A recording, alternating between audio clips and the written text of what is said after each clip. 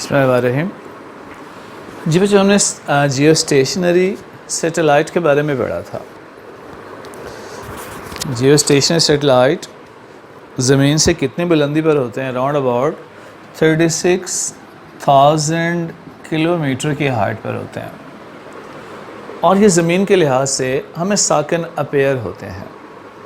जिस तरह ज़मीन रोटेट करती है, ये भी उसी के साथ साथ होवर कर रहे होते हैं, होवर क्राफ्ट की तरह ज़मीन के साथ साथ चल रहे होते हैं।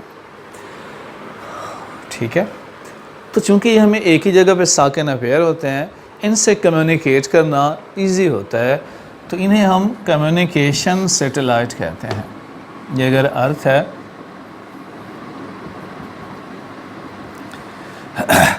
तो अर्थ से कुछ फासले पर ये सैटेलाइट होते हैं।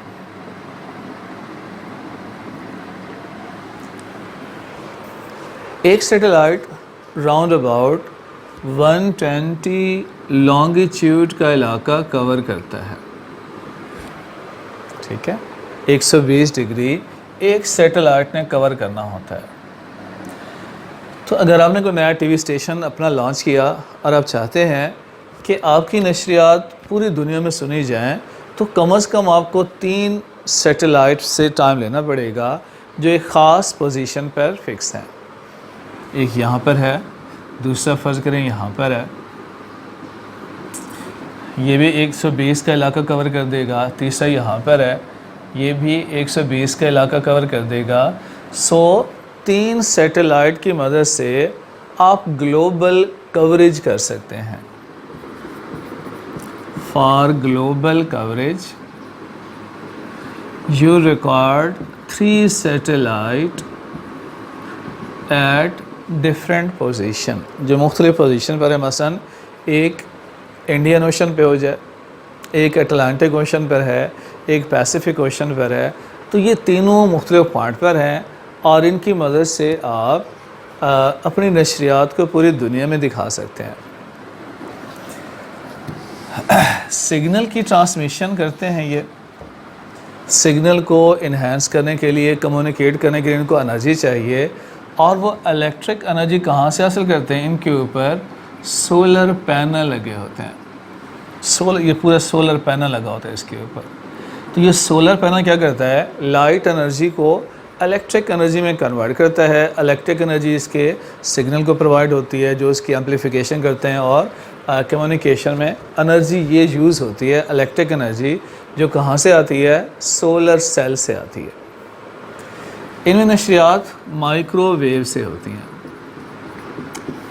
माइक्रोवेव की मदद से ये कम्युनिकेट करते हैं। माइक्रोवेव हर मीडियम में ट्रैवल करती हैं, वैक्यूम में, मीडियम में, एयर के मीडियम में बगैर किसी रुकावट के चल सकती हैं। तो माइक्रोवेव एक अच्छी वेव है सिग्नल की कम्युनिकेशन के लिए।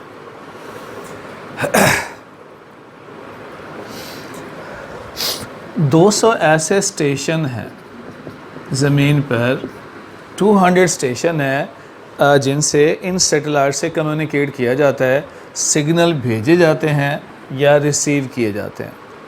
रिसीव आप इसको ख़ुद भी कर सकते हैं। घर के ऊपर आप एक डिश एंटीना लगा दें,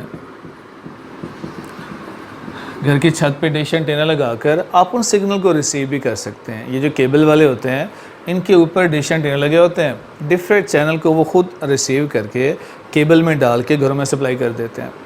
तो रिसीव करना इजी होता है, आप कहीं से भी रिसीव कर सकते हैं। सिग्नल भेजने के लिए 200 स्टेशन हैं डिफरेंट ममालिक में। 126 कंट्रीज़ हैं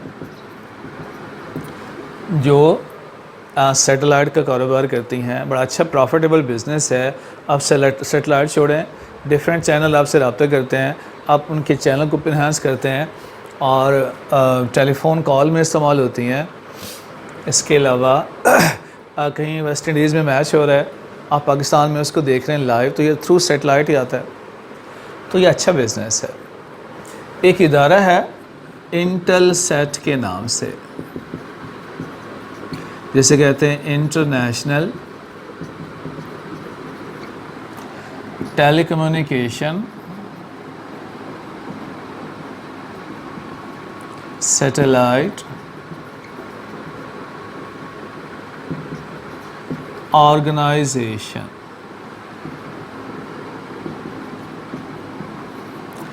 Intelsat, international telecommunication satellite organisation. कोई भी आप सैटेलाइट छोड़ेंगे तो उसको नाम दिया जाता है, जैसे ये इंटेलसैट 6 है, इंटेलसैट 6 ये सैटेलाइट है। ये कितनी फ्रीक्वेंसी पे काम करते हैं, इसको जो माइक्रोवेव दी जाती है उनकी फ्रीक्वेंसीज़ हैं 4 गीगाहर्ट्ज़, 6 गीगाहर्ट्ज़, 11, 14 डिफरेंट गीगाहर्ट्ज़ में उसको फ्रीक्वेंसी अलाट होती है। 4, 6, 11, 14 गीगाहर्ट्ज़ में काम करता है और इसकी मदद से आप 30,000 टेलीफोन कॉल या 3 टीवी चैनल ट्रांसमिट कर सकते हैं। तो इतना ज़्यादा डाटा ये उठा सकते हैं, जितना डाटा ये वेव उठा सकते हैं उसको इसकी बैंड विड्थ कहते हैं। तो ये इसकी बैंड विड्थ है। बैंड विड्थ क्या होती है, कितना डाटा ये वेव कैरी कर सकती हैं, उठा सकती हैं। ठीक, एक और छोटा सा टॉपिक है,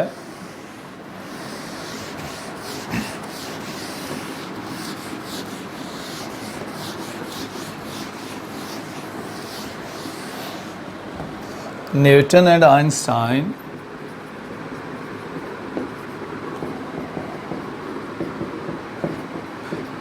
वेव ऑफ ग्रेविटी।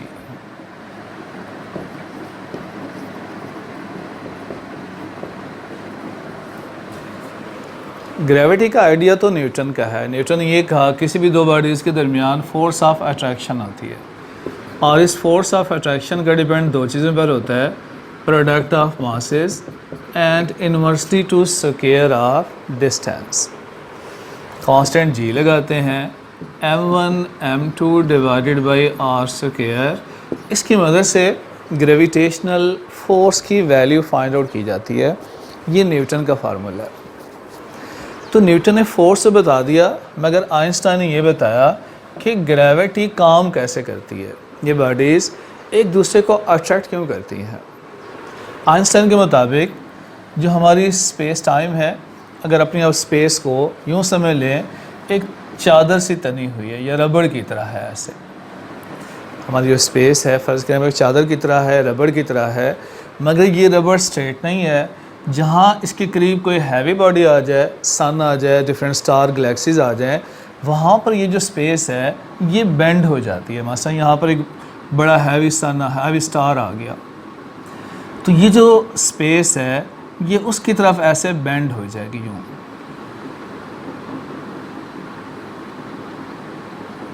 यूँ समझ लें जैसे इस रबड़ के साथ आप किसी हैवी बॉडी को बांध दिया, किसी बॉडी को बांध दें तो जिस तरह वो रबड़ बेंड हो जाती है, हमारी स्पेस भी हैवी बॉडीज़ की तरफ ऐसे जियोडेसिक बेंड हो जाती हैं। अब क्या होता है, कोई भी बॉडी जब इस जियोडेसिक पाथ में आएगी तो ऐसे मूव करेगी। हम कहते हैं कि वो क्या कर रही है, ये दोनों बॉडीज़ में अट्रैक्शन है, वो बॉडी उसको अट्रैक्ट कर रही है। या यूँ कह लें कि जहाँ पर हैवी बॉडी होती है उस इलाके में एक वैक्यूम क्रिएट हो जाता है और छोटी बॉडी उस वैक्यूम में गिरती है। हम कहते हैं ये अट्रैक्टिव फोर्स है, दोनों बॉडीज़ एक दूसरे को अट्रैक्ट कर रही हैं। मज़ीद सिंप्लीफाई, कभी आपने पानी में देखा हो तो ऐसे भंवर सा बन जाता है, पानी ऐसे घूम रहा होता है और सुराख सा बन जाता है, पानी ऐसे घूम रहा होता है। जो भी पार्टिकल इस भंवर में आता है उसके गिर्द ऐसे घूमना शुरू कर देता है। तो यहाँ भी ऐसे होता है, हमारी स्पेस इस शक्ल में बन जाती है हैवी बॉडी के करीब। जो छोटी बॉडीज़ हैं वो उस भंवर में फंस जाती हैं और चक्कर लगाना शुरू कर देती हैं। तो ये आइंस्टाइन का आइडिया है कि किस तरह बॉडीज़ ग्रेविटी के तहत रिवॉल्व करती हैं, किस तरह इनमें अट्रैक्शन होती है। ये अट्रैक्शन